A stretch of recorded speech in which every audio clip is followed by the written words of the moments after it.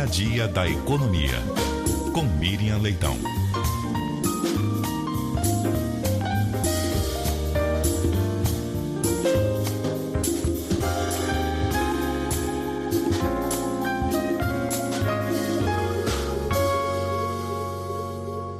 Muito bom dia para você, Miriam Leitão. Bom dia, Milton Jung. Bom dia, Cássia Godoy. Bom dia, ouvintes. Bom dia, Miriam. Miriam, em meio a todo o embate que nós estamos assistindo do governo com o Congresso Nacional, do Congresso Nacional com o governo, temos aí a discussão sobre a legislação ambiental pós-COP30, com possibilidade de derrubada dos vetos que o governo fez? Pois é, Milton, eu lembro que eu comentei com vocês que eu achava um erro deixar para depois da COP, como se depois que saíram as visitas a gente pode fazer o que quiser aqui. Isso já era um alerta. Agora tem outra complicação, que é, como eu estou com raiva do governo, estou bravo com o governo, então eu vou fazer isso. A derrubada desses vetos será absolutamente lesivo aos interesses do país no sentido mais amplo da palavra. E eu sempre falei aqui, Milton, da perspectiva ambiental, falando com ambientalistas, especialistas do Ministério do Meio Ambiente, mas hoje eu queria começar falando da minha conversa com a Sociedade de Arqueologia Brasileira. Os arqueólogos acham que é uma tragédia a derrubada desses vetos. E eles dão um argumento, me mandaram uma nota muito bem pensada, eu conversei lá com eles, que é o seguinte, olha, se for derrubado o veto àquela autodeclaração, a LAC, né, que você falou, olha, aqui esse empreendimento é de pequeno e médio porte, eu não preciso pedir licença, eu mesmo faço a minha licença. Eu me dou a licença sem a análise prévia. E tem também análise prévia não só dos órgãos ambientais, mas do IPHAN, do Instituto Patrimônio Histórico Brasileiro. Então, eles fazem dão um exemplo. Se a lei estivesse em vigor em 2011, o cais do Valongo não teria sido preservado, porque eles poderiam fazer a obra sem a análise dos arqueólogos, dos historiadores e do meio ambiente. Ali você fala, não, é um porto, não precisa aqui de meio ambiente, eu vou fazer uma reforma aqui nesse porto. Só que ao fazer isso, eles encontraram um patrimônio histórico de valor, incalculável, porque foi onde chegaram quase 1 milhão de escravizados. E ali tem a história viva do país. Então, o cais do Valongo não seria preservado.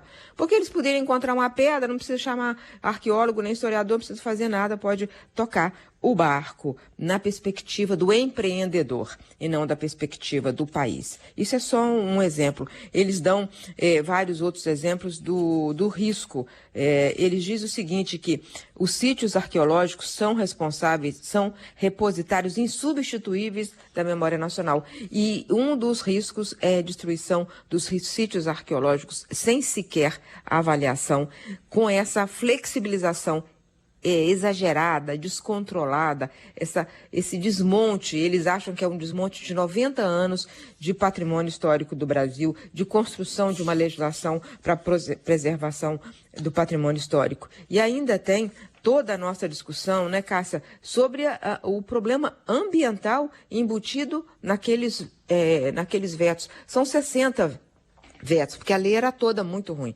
Havia proposta de que se vetasse integralmente. Mesmo assim, o presidente escolheu os pontos piores e vetou. É isso aí que pode ser derrubado hoje pelo Congresso Nacional. E pode-se continuar ainda a briga, né, Miriam, depois, se houver de fato a derrubada desses vetos. E enquanto isso, a gente fica com essa situação do ambiente, do meio ambiente, da sustentabilidade praticamente em suspenso, né? Pois é, mas enquanto está discutindo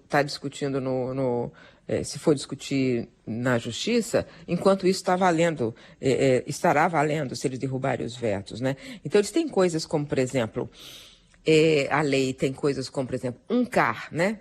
Um Cadastro Ambiental Rural. Eu posso declarar que qualquer um de nós pode declarar que essa terra é minha. Aí te dá um cadastro ambiental rural. Esse cadastro, ele só vai valer se ele for validado pelos órgãos, porque não pode ser eu dizer que sou dona de uma floresta nacional, de um parque nacional, de um patrimônio nacional. Eu não posso dizer, porque tem muito, como você sabe, muita grilagem no Brasil. Então, o CAR, em geral, é o começo, ele é apenas o começo do processo. E tem muito CAR falso, né, de gente que declara que é sua terra, que é pública. Então, só pode valer depois que foi validado pelos órgãos de fiscalização.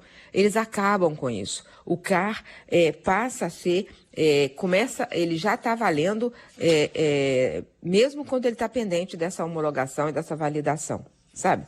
E tem vários outros pontos preocupantes, por exemplo, os artigos 43 e 44, que restringe a consulta prévia livre e informada às comunidades indígenas e quilombolas nas obras que foram feitas ali.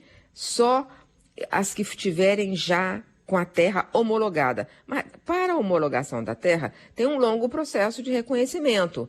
Quando está nesse processo de reconhecimento, não pode, porque não pode, pela lei, se for derrubado esse veto, pode, se qualquer tiver quase para ser homologado, mas não foi homologado ainda, então eu posso fazer sem consulta prévia às comunidades locais.